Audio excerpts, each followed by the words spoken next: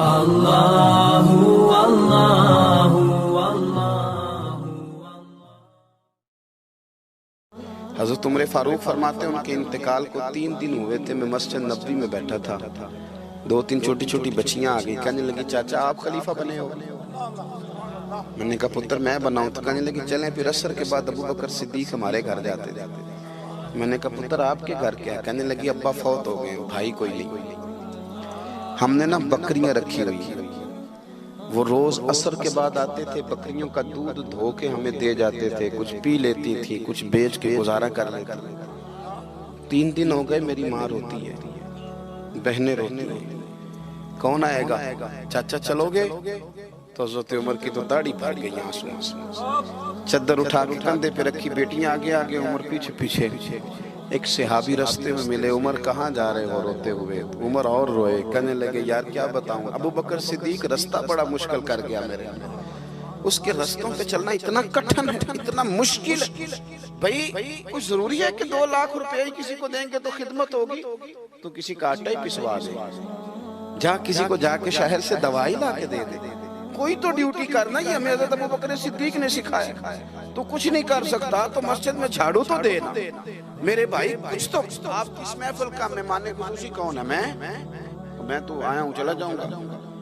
اس محفل کا مہمان خصوصی وہ ہے جس نے محفل سے پہلے یہاں جھاڑو دیا، جس نے یہاں دریاں بچھائیں، اس کی فوٹو بھی نہیں آنی بیچاری، وہ شاید پیچھے رہے۔ بڑے خاص لوگ ہوتے ہیں، کیمرے کی آنکھ انہیں دیکھے نہ دیکھے، رب رسول انہیں دیکھتے، اللہ رسول کی یہ نگاہ کرم میں رہتے۔ حضرت ابو بکر صدیق رضی اللہ تعالیٰ عنہ نے نیکی کے، خیر کے اہداف طے کیے، اس ہدف پر انہوں نے زندگی گزاری۔ تیسری بات، انہوں نے نا اپنا مال خرچ کیا اسلام کے لیے۔ اپنا کمایا ہوا مال خرچ کرنا خاصا مشکل کام ہے، آسان نہیں ہوتا، اور اگر آپ نے جائز طریقے سے مشقت کے ساتھ پیسہ کمایا تو خاصا مشکل لگتا ہے اس کو خرچ کرنا۔ حضرت ابو بکر صدیق رضی اللہ تعالیٰ عنہ نے مال خرچ کیا، اور کس طرح خرچ کیا کہ جب حضور نے اشارہ کیا، جب اشارہ کیا، مسجد نبی بننے کی بات آئی تب بھی خرچ کیا، جہاد کی بات آئی تب بھی خرچ کیا۔ حالات اوپر نیچے ہوتے رہتے ہیں، جنگ میں حضور نے اعلان کیا تو حالات کچھ زیادہ مؤثر نہیں تھے صدیق اکبر کے، تو حضرت عمر کہتے ہیں اس دن میں نے سوچا آج میں نے آگے گزارنا، تو میں آدھا مال لے آیا گھر سے۔ کتنا؟ زکوٰۃ کتنے فیصد ہے؟ بول کے بتائیں، جوان کیوں نہیں بولتے؟ کتنے فیصد؟ زکوٰۃ 2.5% ہے، 2.5%، 100 میں سے 2.5 روپے۔ حضرت عمر کتنے لے آئے؟ 50 روپے 100 میں سے۔ یہ بڑا مشکل کام ہے، 2.5% دیتے ہیں تو لوگ کئی حساب کرتے ہیں، اور 50% یعنی آدھے پیسوں کو تھوڑا نہ سمجھیں آپ۔ حضرت عمر بہت زیادہ پیسے لے کے آئے، 50%، گھر کی ہر شے آدھی کر کے لے آئے۔ اور آپ فرماتے ہیں میرے حالات بڑے اچھے تھے ان دنوں، اور ابو بکر صدیق کے معاملات کا مجھے پتہ تھا، تو میرے دل میں خیال آیا کہ آج نہ میں نے ابو بکر سے آگے گزر جانا۔ کہتے ہیں جا کے میں نے مال رکھا، اتنی دیر میں صدیق اکبر بھی آ گئے۔ کہتے ہیں جواب تو چلو جو ہونے تھے وہ ہونے ہی تھے، حضور نے جو دونوں سے سوال پوچھے نا، ان سوال ہی بڑے انفرادی تھے۔ مجھ سے حضور نے پوچھا کیا لے کے آئے ہو؟ ادھر دیکھو جوانوں، کیا لے کے آئے ہو؟ میں نے عرض کی حضور آدھا۔ مجھ سے پوچھا کیا لے کے آئے ہو؟ میں نے کہا حضور آدھا لے آیا ہوں۔ پھر غور کرنا، پوچھا کیا لائے ہو؟ اور ابو بکر صدیق سے پوچھا گھر کیا چھوڑ کے آئے ہو؟ آپ دیکھیں سوالوں میں ہی فرق ہے، مجھ سے پوچھا جا رہا ہے کیا لائے ہو، اور ان سے پوچھا کیا، اور ان کا جواب بھی بڑا انوکھا ہے۔ اس سوال کا جواب تھا حضور کچھ نہیں چھوڑا، سارا لے کے آیا ہوں۔ جواب یہ تھا، آپ سوال پوچھتے ہیں نا کہ ختم ہو گیا کھانا، تو کہتے نہیں ختم ہو گیا۔ حضرت صدیق اکبر سے پوچھا کیا لائے ہو، کیا چھوڑ کے آئے ہو؟ انہیں کہنا چاہیے تھا کچھ بھی نہیں۔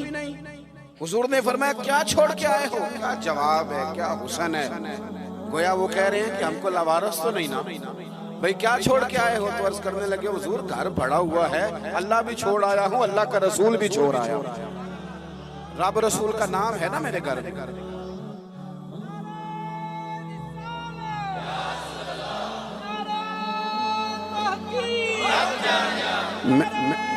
سنے فرماتے میں نا اللہ اور اس کے رسول، او بھائی ہمارے گھروں میں سارا کچھ ہے آج کل، اللہ رسول کا نام نہیں، معاذ۔ وہ کیا کہہ رہے تھے؟ جھاڑو پھیر کے ہر شے لے آیا، پر گھر میں اللہ رسول کا نام، اللہ رسول کا ذکر میرے گھر میں ہے۔ تو آپ نے کبھی کسی کتاب میں یہ پڑھا ہے یا کسی عالم نے بتایا ہے کہ اس کے بعد حضرت صدیق اکبر معاذ اللہ کنگال ہو گئے تھے؟ وہ تو پھر مالا مال تھے، اس کے بعد بھی کئی دفعہ دیا۔ وہ سبق بتا رہے ہیں، سبق ہمیں کہ رب رسول کے نام پہ سارا کچھ بھی لٹا دو گے نا تو گھر میں اللہ رسول کا نام ہونا چاہیے، بڑی برکتیں اللہ عطا فرمائے۔ ہم نے نا دولت تجوریوں میں بھر کے رکھی ہے، جو اصل دولت تھی اللہ رسول کا ذکر، اس سے ہم تھوڑے سے پیچھے۔ اب حدیث پاک سنیں، ہر بندہ حضرت صدیق اکبر کی عظمت بیان کرے گا اپنے علم کے مطابق، فہم کے مطابق، لیکن ان کی شان تک کون پہنچ سکتا ہے؟ حضرت ابوبکر صدیق رضی اللہ تعالیٰ عنہ کی شان میں بڑی حدیثیں ہیں، لیکن میں اس حدیث پہ آ کے ٹھہر جاتا ہوں، طبیعت جم جاتی ہے کہ یار یہ کیا معاملہ ہے۔ نبی پاک علیہ السلام نے فرمایا لوگو میرے پاس جس کے بھی پیسے آئے ہیں نا میں نے امانت سمجھ کے خرچ کیے، لیکن جب ابوبکر صدیق کے پیسے آئے میں نے اپنے سمجھ کے خرچ کیے، اپنے سمجھ، فکر کوئی نہیں، جہاں مرضی لگا، اپنے سمجھ کے خرچے۔ آخری بات میں آپ کی خدمت میں عرض کر رہا ہوں، ایک تو پہلے صاحب سے عرض کیا کہ سچ سچ ہی ہوتا ہے، حق وہ حالات دیکھ کے نہیں بولنا، وہ ضمیر کی آواز سن کے بولنا۔ دوسری بات ہدف طے کریں نیکی کا، یہ کام میں نے کرنے، آپ ہدف طے کریں، اللہ مدد کرے۔ تیسری بات میرے عزیز، حضرت ابوبکر صدیق نے مال خرچ کیا، مال جو ہے نا نبی پاک علیہ السلام نے فرمایا، اعلیٰ حضرت نے فتاوی رضویہ میں حدیث لکھی ہے کہ آخری دور میں دین کا کام بھی درہم و دینار سے ہوگا، پیسوں سے کام ہوگا۔ آپ کو ادارے بنانے ہیں، مساجد بنانی ہیں، کتابیں چھپوانی ہیں، تو کس طرح چھپیں؟ اپنا مال اور ہم نے یہ ذمہ دے دیا امیروں کو کہ امیر خرچ کریں گے، حالانکہ ہم نے وہ حدیثیں نہیں پڑھی کہ ایک صحابی کلو کھجورے لے کے آ گئے اور مسجد نبوی میں مال کا ڈھیر لگا ہوا تھا، تو حضور نے فرمایا یہ کلو کھجورے نا سارے مال کے اوپر بکھیر دو، جتنا سب کو ثواب ملے گا اتنا اسے 1 کلو والے کو ملے گا۔ تو ہم نا وہ ذوق نہیں پیدا کر پا رہے کہ 10 روپے کی اللہ رسول کی نظر میں اخلاص والے 10 روپے کی بڑی قدر، ہم سوچتے ہیں کہ وہ نا سارا کچھ چودھری صاحب ہی آ کے کریں گے، حالانکہ برکت والا جو مال ہوتا ہے اس میں بڑی خیر ہوتی ہے۔ آخری بات جو بڑی ضروری ہے اس پر غور کریں، فیصلے زندگی میں جب بھی کریں انصاف پر مبنی کریں، محبت دیکھ کے فیصلہ نہ کریں۔ محبت اور ہوتی ہے، قابلیت اور ہوتی ہے، مجھے پر ہونا یہ فطری بات ہے، لیکن اس کا قابل ہونا یہ ایک الگ بات۔ ہر باپ کو اپنے بیٹے بیٹی سے محبت ہوتی ہے، یہ فطری تقاضا ہے، لیکن وہ قابل بھی ہو یہ ضروری نہیں ہوتا۔ حضرت صدیق اکبر کے اپنے بیٹے موجود تھے، وہ جاتے وقت کسی کو بھی خلیفہ بنا دیتے، موجود تھی ان کی اولاد، مسلمان تھی، کلمہ پڑھتی، صحابی تھے، 4 نسلیں صحابی حضرت صدیق بنا سکتے تھے نا۔ اور حضرت عمر نے تو کبھی ایسا نہیں کیا کہ تحفے بھیجے ہوں، دوستی بڑھائی ہو، بلکہ وہ تو کہتے ہیں کہ ہماری تو نیکیوں میں آگے گزرنے کی دوڑ ہی لگی رہی ساری، معاملہ دوڑ میں رہا۔ لیکن حضرت ابوبکر کا فیصلہ دیکھیں، جب وقت وصال آیا آپ نے فرمایا عمر کو بلاؤ، ساری چیزیں وصیتیں نصیحتیں کی، سب کچھ حضرت عمر کے سپرد کیا۔ لوگوں نے کہا کہ ابوبکر صدیق یہ تو بڑے سخت آدمی ہیں، آپ ایک سخت گیر آدمی کو بنا کے جا رہے ہیں۔ تو نبی پاک صلی اللہ علیہ وسلم کے غلام نے کیا جواب دیا؟ فرمانے لگے میں اس وقت دنیا سے جا رہا ہوں، اس موقع پہ بڑا جھوٹا آدمی بھی سچ بولنے لگا، میں جب اللہ رسول کی بارگاہ میں جاؤں گا تو مجھ سے پوچھا جائے گا کہ امت کے بارے میں کیا فیصلہ کر کے آئے ہو، تو میں کہوں گا امت میں جو سب سے بہترین تھا اسے امت کا سربراہ بنا کے آیا۔ ہم لوگوں نے نا فیصلے میرٹ میں نہیں کیے، کبھی الیکشن ہو رہے ہیں، فلاں کام ہو رہا ہے، ووٹ کس کو دینا ہے، کہتے ہیں ساری برادری ادھر ہے۔ برادری کو چھوڑیں، یہ بتائیں سچ کدھر ہے، حقیقت کدھر ہے؟ وہ کسی اور برادری کا بندہ الیکشن لڑ رہا ہے تو وہ بندہ اگر ٹھیک ہے تو ٹھیک ہے، پھر آپ برادری نہ دیکھیں، پھر تو شخص دیکھیں کہ وہ صحیح جا رہا ہے۔ حضرت عمر کے فیصلے ہمیشہ میرٹ ہے، حضرت ابوبکر کے فیصلے ہمیشہ میرٹ ہے، حضرت عثمان غنی، مولا علی شیر خدا، ان لوگوں کے فیصلے ہمیشہ حق کی بنیاد حضرت عمر کو بنا کے گئے. میں نے دوستوں سے کہا تھا اس سال میں نے کہا تھا کہ حضرت عمر کے حالات پر زیادہ کتابیں ہیں, ان کے واقعات زیادہ ہیں, چونکہ انہیں وقت زیادہ ملا نا 10-11 سال. حضرت ابوبکر صدیق کو تو 2 سال ملے, لیکن ان کی خلافت کو مضبوط حضرت ابوبکر صدیق نے کیا. سارے فتنوں کا سر کچل کے خلافت سجا سوار کے حضرت عمر کو دی. اب یہ جو حضرت عمر نے اتنی پھیلا دی خلافت اور اتنا بڑا کام کر دیا دین کے لیے کہ 24 لاکھ مربع میل پہ پھیل گیا سارا کچھ, تو حضرت سیدہ عائشہ صدیقہ رضی اللہ تعالیٰ عنہ کہتی میری گود میں سر تھا مدینے والے حبیب کا, اور آسمان پہ ستارے نور بھرے چمک رہے تھے.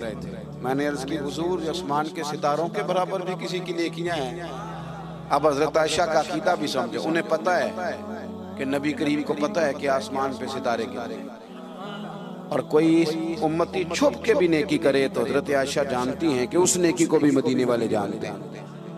کہا کسی کی اتنی نیکیاں بھی ہیں جتنے آسمان پہ ستارے ہیں, تو حضور نے فرمایا ہے نا.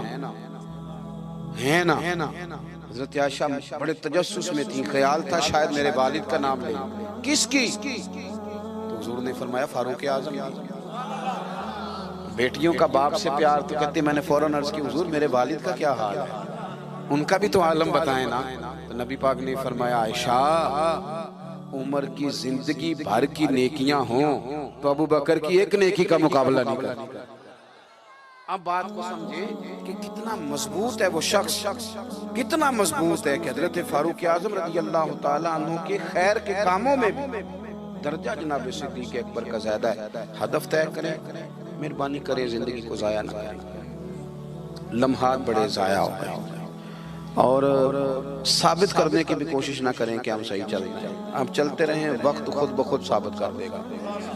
وقت ثابت کر دیا کرتا ہے کہ جناب یوسف بے گناہ بھی ہیں اور سچے بھی ہیں, اور وقت ثابت کر دیا کرتا ہے کہ وہ مصر کے جیل خانے کے نہیں, مصر کے تخت کے وارث ہیں. تو آپ کام کریں, کوشش کریں, دین کے لیے آگے بڑھیں.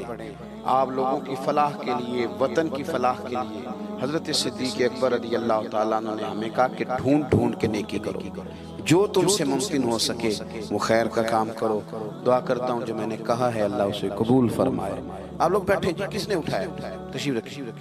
اور جہاں ہم گفتگو کے دوران بھول گئے اللہ ہمیں معاف کرے. محفلیں ہوتی ہیں نظریات کی, سرکار کے نام کی, شخصیات کی نہیں ہوتی. یہ محفل میرے نام کی نہیں, حضرت صدیق اکبر کے نام کی. تو میں نے جیسے عرض کیا کہ مسافر ہیں. اور اگر آپ نے ابھی تک ہمارا چینل سبسکرائب نہیں کیا تو فوراً سبسکرائب کیجئے, ساتھ ہی بیل آئیکن پر کلک کریں تاکہ مزید آنے والی ویڈیو ہیں وہ آپ کو وقت پر ملتی رہیں. اللہ حافظ.